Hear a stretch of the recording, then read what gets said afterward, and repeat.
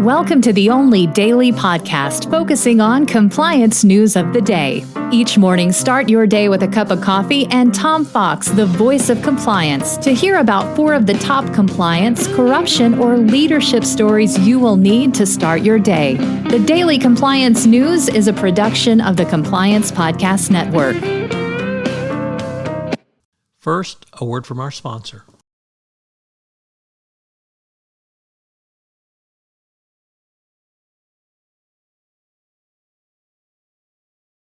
Look, 2020 has proven to be the year of many things, and the same for 2022. But if you're a small business, this could also be the year you switch to a better payroll. Gusto wasn't just built for small businesses, it was built for the people behind them. Their online payroll is easy to use. Gusto can automatically calculate paychecks and file all your payroll taxes, which means you have more time to run your business. Plus, Gusto does way more than payroll. Gusto helps with time tracking, health insurance, 401ks, onboarding, commuter benefits, offer letters, access to HR experts. You get the idea. It's super easy to set up and get started. If you're moving from another provider, they can transfer all your data for you. It's no surprise that 94% of customers are likely to recommend Gusto. And here's the best part. Because you're a listener to this podcast, you get 3 months totally free. All you have to do is go to gusto.com/compliance. That's gusto.com/compliance. I'm telling you, you're going to love Gusto. Get started today.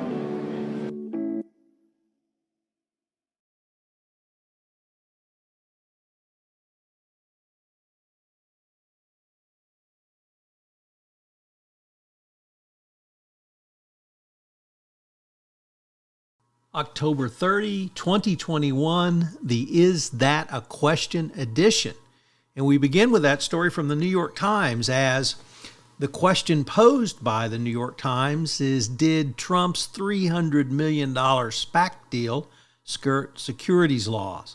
The former president began discussing a deal with a blank check company earlier this year, and of course, investors weren't told about them. There are precious little rules around SPACs, but that's one of them that the investors have to understand, that if a company's already, a SPAC rather, has already decided what to invest in, that has to be communicated. So these talks could draw scrutiny from the SEC. Hard to believe that Trump would engage in fraud or corruption, or that anyone working with him would engage in fraud or corruption, certainly based on his 4 years in office as the most corrupt president we've ever had. Nevertheless, financial markets are premised on trust. If the disclosure is not true, no one wants to participate in a market that is not fair. Welcome to Donald Trump. Next up, from Ethixbase, the Serious Fraud Office withheld potentially embarrassing evidence in the Unaoil probe a court heard.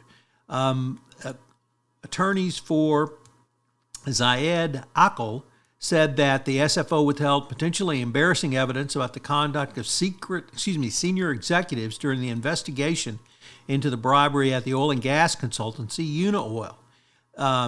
Akil, who was convicted and jailed last year, told 3 judges, or at least his counsel did, that the SFO withheld evidence that revealed the extent of the relationship between those senior officials, including Lisa Osofsky and an unofficial agent acting for the Ashani family who founded Unaoil.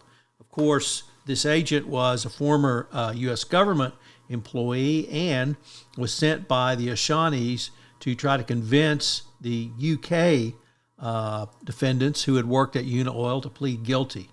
That whatever happens, the SFO is looking very, very bad. And then finally, or rather our last written story, is from the Wall Street Journal. And don't think a dysfunctional culture can cause problems. Well, there is a long article about the shooting death on the set of the Alec Baldwin movie, and how it was really the dysfunction in terms of culture, in terms of safety, in terms of cost, which directly led to this shooting death. And finally, our last story is very different. I linked to podcast between Matt Kelly and myself on radical compliance, an emergency pod we posted today based upon the news of yesterday that the DOJ is going to ramp up their enforcement.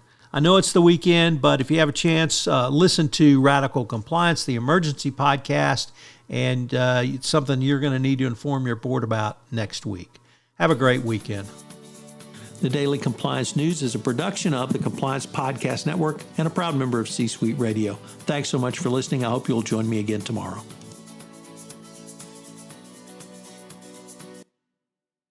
This podcast is a part of the C-Suite Radio Network.